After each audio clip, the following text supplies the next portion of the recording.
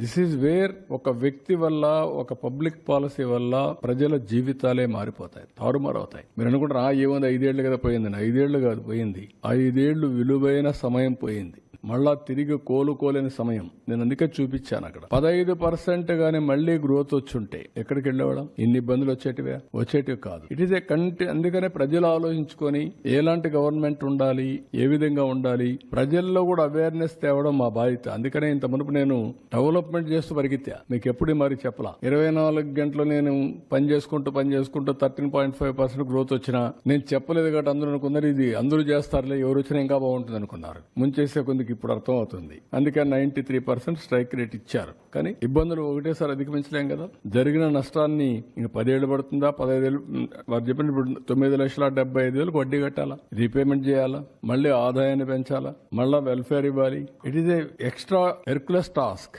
దాన్ని అధిగమించి మళ్ళా ముందుకు పోవాల్సిన అవసరం ఉంది. బట్ వేరే మార్గం లేదు. నన్ను చాలా మంది అడిగారు, చాలా సార్లు అడిగారు, మీరు సెట్ చేయగలుగుతారని అడిగారు. అనుమానం. ఎకానమిస్ట్ అడిగారు, వీలవుతుందా, మీ వల్ల అవుతుందా, ఇవన్నీ అవుతాయా అని అడిగారు. వేరే ఆప్షన్ లేదని చెప్పాను. There no option. కానీ విజ్డమ్ ఒకసారి కొన్ని పనిచేస్తాయి. ఆ విజ్డమ్ లో మేము ఎన్డీఏలో పార్ట్నర్స్ కావడం, వాళ్ళు కూడా కలిసి రావడం, కనీసం ఈరోజు ఈ ప్రాజెక్ట్స్ అన్ని మళ్ళా సెట్ చేసి లైన్ లో పెట్టాం కాబట్టి కొంత హోప్, రివైవల్ స్టార్ట్ అయింది. అది కూడా లేదనుకోండి, పెనం నుంచి పొయ్యిలో పడినట్టండి. అది that is where some times ఇవన్నీ వస్తాయి. అదే దీన్ని సిస్టమేటిక్ గా చేసుంటే ఇన్ని ఇబ్బందులు వచ్చేటి కాదు. అదే నేను చెప్పాను. నేను ఏ వ్యక్తుల గురించి మాట్లాడడం లేదు. మీరు అన్నట్టు వ్యక్తులు డ్యామేజ్ చేసిన 24 గంటల వ్యక్తుల గురించి మాట్లాడుతా ఉన్నారు, కరెక్ట్ కాదు. I'm not talking. జరిగిన డ్యామేజ్ ఏం జరిగింది అనేది ప్రజలకు అర్థం చేసుకోకపోతే కామన్ మ్యాన్ అనుకుంటాను నాకేం సంబంధం, ఏదో బాబు గారు చేస్తారనుకున్నా ఓటేసా చేయమనండి అని ఆలోచిస్తున్నారు. కానీ వాళ్ళ ఆలోచనలో తప్పులేదు, వాళ్ళ కష్టాలు తప్పులేదు. కానీ కొండే పరిస్థితులు ప్రతి ఒక్కరూ అవగాహన చేసుకోవాల్సిన అవసరం ఉంది. అది అవగాహన చేసుకొని ఎందుకు